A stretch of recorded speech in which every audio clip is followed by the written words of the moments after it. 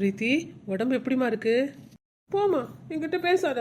எனக்கு குழந்தை பிறந்து 10 நாள் நான் ஹாஸ்பிட்டல்ல இருந்து எங்கள் வீட்டுக்கு வந்திருக்கேன். என்னை பார்க்க நீ இவ்வளோ லேட்டாக வர? ஐயோ பிரீத்தி, எனக்கு பேத்திங்க பிறந்திருக்காங்க. என்னால் அங்கே ஒரு நிமிஷம் தான் இருக்க முடியுமா? டக்குன்னு வீசா கிடைக்கலம்மா. அது வீசா கிடைச்சா தானே என்னால் அங்கேருந்து வர முடியும். நானும் அப்பாவும் எவ்வளோ கஷ்டப்பட்டுட்டு இருந்தோம் தெரியுமா? குழந்தைங்கள பார்க்கல, உன்னை பார்க்கலன்னு. போமா, நான் எவ்வளோ கஷ்டப்பட்டேன் தெரியுமா நீ இல்லாமல். என்ன அத்தைங்கெல்லாம் நல்லா பார்த்துக்கிட்டாங்க. இருந்தாலும் நீ இல்லைன்ற வருத்தம் எனக்கு இல்லாமல் இருக்குமா? சரி சரி விடு பிரீத்தி, அதான் இப்போ நான் வந்துட்டேன்ல, இதுக்கு மேலே எல்லாம் நானே பார்த்துக்கிறேன். நீங்கள் என்னப்பா அமைதியாக நிற்கிறீங்க? அதான் உங்க அம்மா கிட்ட சண்டை போட்டுட்டு இருக்கியே. உங்க அம்மா கிட்ட சண்டை போட்டு எப்படி என்கிட்ட தானே வருவேன். அதுக்கு தான் நீ பேசி முடிச்சு என்கிட்ட வானே நான் அமைதியா நிக்கிறேன். சரி சரி, நான் சண்டைலாம் போடல. அனு, அபி, ஐசு 3 பேர் எப்படி இருக்கீங்க?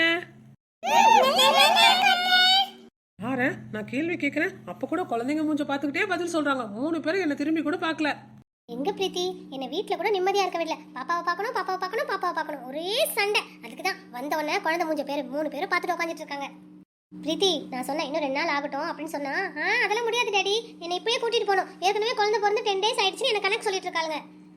விடுங்க அண்ணன், குழந்தைங்கன்னா அப்படிதான், சின்ன குழந்தைய பார்க்கணுன்னு ஆசையாக இருக்கும். சாப்பிட்டா நீ மாத்திரை போடணும்ல, அதனால அத்தை சாப்பாடுலாம் கரெக்டாக கொடுத்துட்டாங்க. மாத்திரையும் போட்டு இப்போ தான் உட்காந்தா நீங்கள் வந்தீங்க. என்ன சொல்றாங்க என் மருமகங்க? ஒன்றும் இல்லை, ஒன்றும் பிரச்சனை இல்லை, தூங்கிட்டு தான் இருக்காங்க. என்னன்னு பிரச்சனை பண்ணல.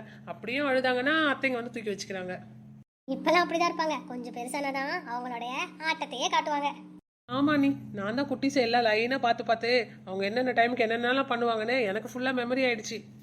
அப்புறம் எப்போ பிரீத்தி குழந்தைங்களுக்கு தண்ணி ஊற்றி பேர் வைக்கிறது?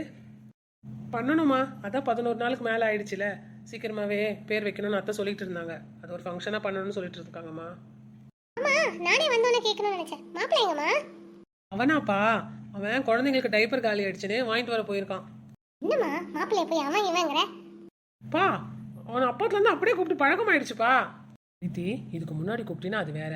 நீங்கள் உள்ளுக்குள்ள ரூமில் இருக்கிறப்ப எப்படி வேணா கூப்பிட்டுக்க. இப்போ நாத்தனாரு எல்லாரும் இருக்காங்களே, அவங்க முன்னாடி போய் அப்படி பேசுகிறேன். ஒழுங்கா மரியாதையை அவர் இவருன்னு பேசு. ஆண்டி, அவ அப்படிதான் கூப்பிடுவானே எங்க எல்லாருக்கும் தெரியும். அதுல என்ன மறைமுகம் இருக்கு? இருந்தாலும் யாழ்னி, மரியாதைன்னு ஒன்று கொடுக்கணும்ல. சரிம்மா, அவரு குழந்தைக்கு டைப்பர் காலி ஆயிடுச்சுன்னு வாங்கிட்டு வர போயிருக்காருமா. போதுமா? இந்த கிண்டல் இன்னும் ஒன்று கம்மியாகலடி. பிள்ளைங்க பெருசானதுக்கு அப்புறம் தான் உன் கிண்டல் எல்லாம் அடக்க போறாளுங்க. அவளுங்க என்ன அடக்கிறது, நான் அவளுங்களை அடக்கிடுவேம்மா. நான் கூட அப்படிதான் ஒரு காலத்துல பேசிட்டு இருந்தேன். இப்ப நான் அடங்கலையா?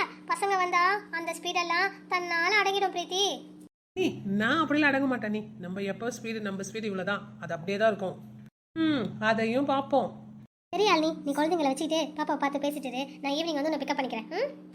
ஓகே யஷ், நான் வட்டுமா பிரீத்தி? குழந்தைங்களாம் பத்திரம், நான் ஈவினிங் வரேன். சரியா?